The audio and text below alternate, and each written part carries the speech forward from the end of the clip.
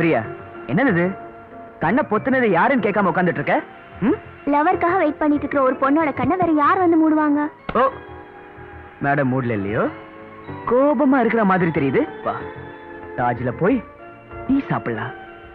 Tea சாப்பிட 5 star ஹோட்டலுக்கு போகணுமா? தாஜ்னா 5 ஸ்டார் ஹோட்டல் தாஜ் நினைச்சிட்டியா? நம்ம தாஜ் டீ ஸ்டால்ல அங்க மலாய் போட்ட மசாலா டீ சும்மா கும்முன்னு இருக்கும்.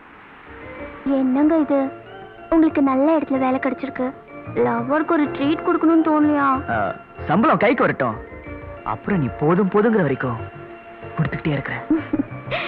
நீங்க குடுக்கறப்ப பாத்துக்கலாம். இப்போ நான் உனக்கு வந்திருக்கேன். ஆஹா ஆஹா.